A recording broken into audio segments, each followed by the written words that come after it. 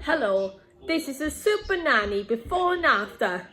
Homework before and after. But during homework, his name was Emmett. He is 9 years old. But before, Emmett might cried and his mum told him to stop crying. And after, Emmett did it in a maths homework. And let's take a look of the before and after. Let's start with the before. Go get your homework.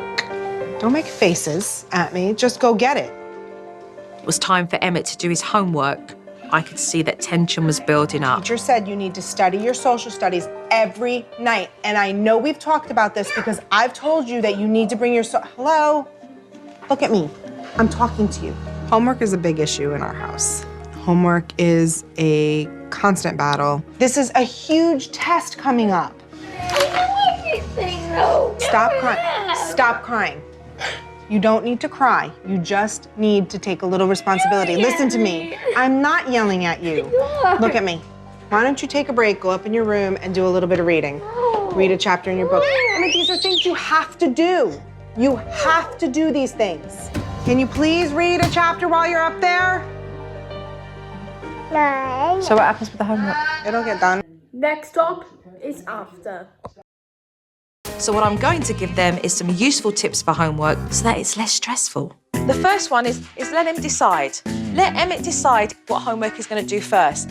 The second is to listen and then to respond. Number 3, look for solutions and not for arguments. Number 4, encourage effort. When you see that you're doing very well and that's noticed, how does that make you feel? Good. Of course. And number 5, be there if needed, if not, step back. So I'd love to put this into practice now and let's do some homework.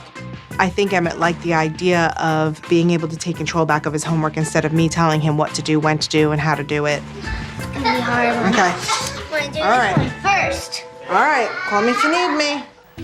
Emmett completed his math assignment, no fuss at all. But things started to go downhill when he asked Mum to check his work. It looks good. You might want to review this one. Daddy always says to check it to use a calculator. No, do not use a calculator because if you're using a calculator, it's not really teaching you. I know, I'm not gonna correct it. But what I'm saying is if you use a calculator, you're not using your head to figure it out and then you're not learning. But I already did. And you're not exercising your brain. I suspected before long that this would turn into a classic fight between Mum and Emmett. And I wanted to remind her that this is about looking for solutions, not an argument. It takes 2 people to argue. And if it keeps going over and over again, you have to make that decision when to cut the conversation. Hey, we've discussed this already. We're not going to go round in circles and the conversation's over. Instead, I suggested that Mum help him work through the problem. Be there if needed. If not, step back. You're needed for this one. Yeah, that's 10. Same thing as yours. Emmett's always going to have that argumentative personality.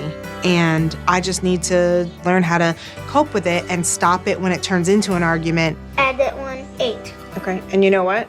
You're right. You know what's fabulous about this? What? So actually he came over and he worked through it. And we have a solution and not argument. So well done, the pair of you. Because that's what it's all about. High five, Emmett. Well, that's before and after. But before, Emmett might not writing or whining. Maybe he have ADHD. But after, his dad says he needs to use a calculator, but his mum says, no, don't use a calculator. Otherwise, he will not correct. But thank you for watching. Like and subscribe for more before and after.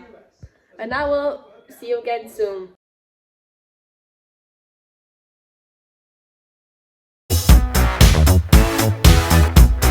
If you'd like to see more videos, please like and subscribe. Happy Halloween! If there's something strange in your neighborhood, who you gonna call? Hello. Well, make sure you can like and subscribe for me, please. And I will see you again soon.